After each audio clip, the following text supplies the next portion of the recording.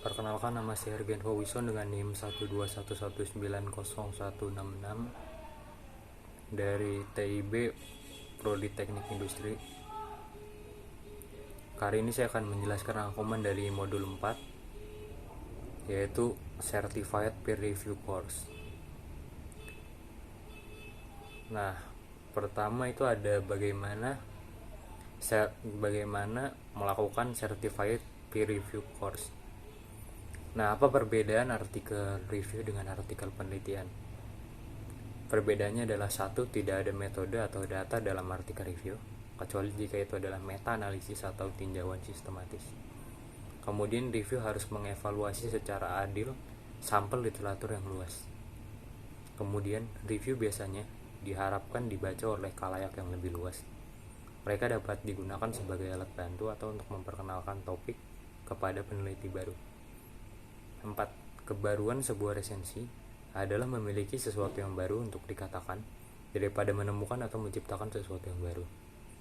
Dan yang kelima, dalam beberapa kasus, resensi hanya dikirimkan dengan undangan dari editor atau dengan konsultasi terlebih dahulu dengan editor.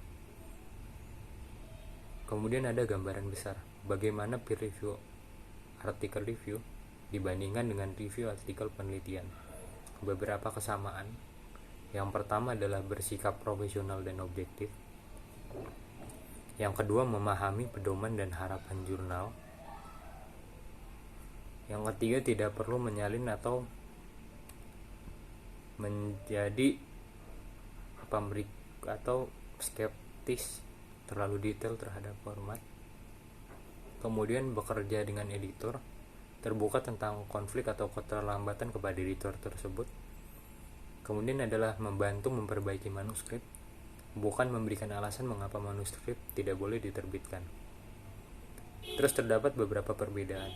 Yang pertama adalah komunikasi yang baik dan tulisan yang mudah diakses penting untuk penelitian, tetapi penting untuk artikel ulasan. Kemudian tidak ada metodologi, analisis data, statistik untuk dievaluasi dalam ulasan. Kemudian kebaruan dalam ulasan harus dinilai pada diskusi daripada hasil. Sangat penting untuk membedakan konsensus dari pendapat penulis dalam ulasan. Ketepatan waktu topik adalah kesepakatan yang lebih besar dari artikel ulasan.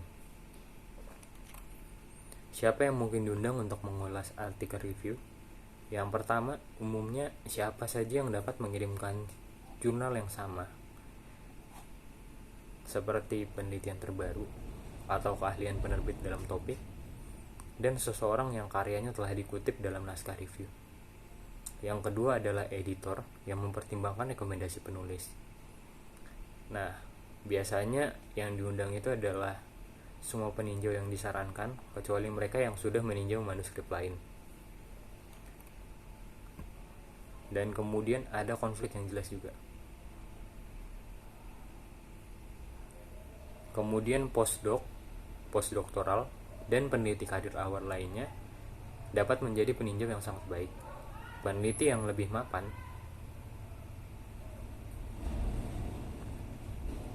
sehingga tidak akan meragukan lagi bekerja sama dengan peneliti yang lebih mapan, mengundang peneliti yang lebih mapan, tetapi beritahu editor terlebih dahulu dan koordinasi sama editornya terlebih dahulu. Terus jangan khawatir dengan tanda baca format tata bahasa, karena editor itu mengetahui persyaratan format jurnal, itu tugas editor. Kemudian naskah itu terdiri dari 3.628 kata, tetapi batas jurnal adalah 3.500. Itu jauh kurang membantu daripada perspektif sejarah tidak menambah banyak wawasan karena cerita itu sudah terkenal di lapangan. Jadi kemudian ada lagi ulasan artikel di sebagian besar jurnal disalin dan diketik secara menyeluruh sebelum diterbitkan untuk memperbaiki dan membakukan kesalahan tata bahasa, penggunaan konsistensi, gaya tata bahasa, pemformatan referensi. Kemudian kita tidak perlu untuk menghabiskan waktu kita untuk aspek-aspek tersebut, kecuali benar-benar dibutuhkan, itu benar-benar penting. Kemudian gimana cara untuk membuat peer review report yang membantu. Nah, cara untuk menulis laporan tinjauan yang membantu itu adalah pertama, penulis harus mempertimbangkan pertimbangan umum, daftar periksa dan pedoman, struktur keseluruhan, dan bagian demi bagian. Nah, untuk pertimbangan umum sendiri itu dengan melakukan menjadi profesional dan sopan, bersifat objektif, konstruktif dan spesifik, baca seluruh makalah sebelum memulai termasuk lampiran, ikut pedoman jurnal, konsisten dengan komentar rahasia Anda kepada editor. Ingat bahwa tujuannya adalah untuk membantu penulis dalam memperbaiki kertas. Tetapi jangan melakukan tulisan apapun yang Anda sendiri tidak akan senang menerimanya. Baris demi baris mengedit makalah. Minta penulis untuk memasukkan referensi ke karya Anda sendiri kecuali benar-benar diperlukan. Nah, yang terakhir adalah meminta analisis atau eksperimen tambahan kecuali jika itu benar-benar dibutuhkan untuk mendukung klaim pada naskah tersebut. Kemudian untuk struktur keseluruhan itu ada paragraf awal. Jadi itu bagian awal dari makalah di mana ikhtiar singkat dari makalah itu ditafsirkan. Kemudian pemikiran-pemikiran tentang kontribusi terhadap bidang secara keseluruhan dan ringkasan baik kekuatan atau kelemahan itu terdapat di sana. Nah, kemudian ada lagi pertanyaan yang dipertimbangkan, apakah penelitian itu menambah pengetahuan saat ini, apakah itu menantang paradigma yang ada, apakah itu penting. Itu juga hal yang perlu banget dipertimbangkan gitu lah. Kemudian ada lagi fundamental dari peer review. Nah, jadi pertama-tama itu apa artinya menjadi seorang penulis. Nah, penulis itu biasanya disebut sebagai orang yang telah memberikan kontribusi intelektual secara substantif untuk sebuah studi yang diterbitkan. Nah, jadi terdapat jenis penulisan pertama, dan penulisan pertama atau penulis pertama adalah orang yang melakukan atau mengawasi pengumpulan data, analisis, penyajian dan interpretasi hasil. Juga dia yang menyusun makalah untuk diserahkan ke rekan penulis. Nah, kemudian ada lagi yang namanya kontribusi intelektual.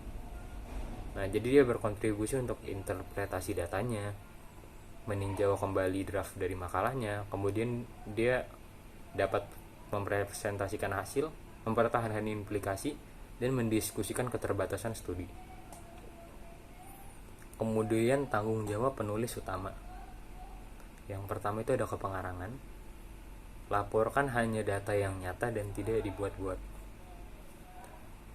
Nah, kemudian deklarasikan konflik kepentingan, kirim ke satu jurnal pada satu waktu. Nah, jadi untuk deklarasikan konflik kepentingan ini dia ngejelasin gitu loh. Kalau konfliknya itu ya emang penting, itu bukan dikarang. Kemudian untuk kirim ke satu jurnal pada satu waktu, berarti ya gak boleh dikirim. Jadi jangan kirim semua jurnalnya langsung gitu. Dia harus satu persatu. Kemudian apa itu plagiarisme dan bagaimana cara mendeteksinya? Di modul sebelumnya mungkin sudah dibahas ya tentang plagiarisme. Jadi plagiarisme itu merampas ide, proses atau kata-kata orang lain tanpa memberikan kredit yang sesuai. Nah, kemudian sangat penting untuk meningkatkan kualitas makalah yang diterbitkan, memastikan pekerjaan sebelumnya diakui, menentukan pentingnya temuan, mendeteksi plagiarisme dan penipuan, memainkan peran sentral dalam pengembangan kadar akademik. Nah, berdasarkan prinsip-prinsip tersebut, ini adalah konsep yang dapat dipahami dengan baik, tanpa itu harus dikontrol dalam komunikasi ilmiah. Nah, editor jurnal akan mengevaluasi dan menolak artikel tertentu sebelum peer review eksternal. Jadi hingga editor jurnalnya menerima, bakalan terus revisi. Kemudian dari pandangan editor sendiri, apa yang membuat resensi itu bagus? Nah, untuk membuat laporan yang menyeluruh dan komprehensif, menyampaikan laporan tepat waktu, memberikan komentar yang beralasan untuk penulis, memberikan kritik yang membangun, menentukan objektif, memberikan rekomendasi yang jelas kepada editor. Nah, untuk komentar untuk editor itu bisa dengan mengomentari kebaruan dan signifikansi, merekomendasikan apakah manuskrip tersebut layak untuk diterbitkan. Kemudian ada lagi yang namanya jenis-jenis editor. Yang pertama itu ada pemimpin redaksi, yang kedua ada redaktur rekan, yang ketiga ada asisten, yang keempat ada redaktur pelaksana. Nah, jadi peer review sendiri adalah suatu proses di mana karya ilmiah ini diperiksa oleh sekelompok ahli di bidang yang sama untuk memastikan apakah memenuhi standar yang diperlukan sebelum diterbitkan atau diterima.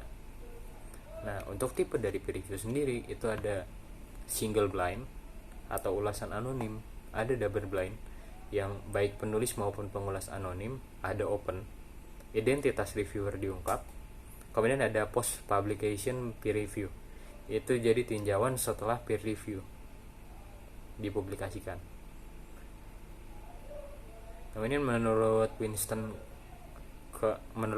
Churchill tahun 1874 sampai 1965 telah dikatakan bahwa peer review adalah penerbitan terburuk kecuali semua yang lain yang telah dicoba. Kemudian ada lagi keputusan seperti revisi mayor dan minor. Nah, untuk revisi minor sendiri itu pada dasarnya naskah tersebut layak untuk diterbitkan.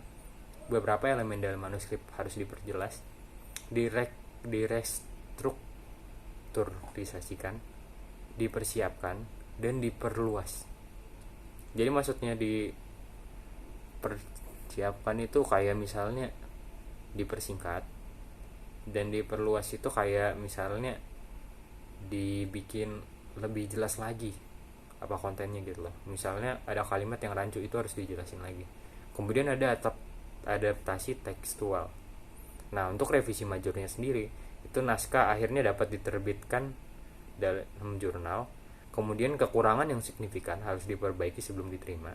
Dan yang terakhir biasanya melibatkan modifikasi tekstual yang signifikan dan eksperimen tambahan. Dan perlu diingat bahwa revisi juga tidak menjamin penerimaan. Kemudian ada penolakan tanpa tinjauan eksternal. Nah, pemimpin redaksi itu bisa mengevaluasi semua pengiriman dan menentukan apakah mereka masuk ke proses peninjauan atau ditolak oleh editor. Nah, biasanya alasan ditolak itu karena topik di luar cakupan jurnal, naskahnya kurang konseptual, kualitas ilmiahnya ternyata di bawah standar kebaruan, bahasa Inggris yang tidak bisa diperbaiki, ada masalah etika yang jelas dalam naskah tersebut. Nah, kalau dalam hal ini itu tidak adil untuk mengganggu peninjau dengan meminta mereka meluangkan waktu untuk meninjau naskah yang dibuat secara asal. Kemudian ada revisi naskah dari penulis. Nah, untuk melakukan hal ini kita harus nyiapin dulu yang namanya surat tanggapan terperinci.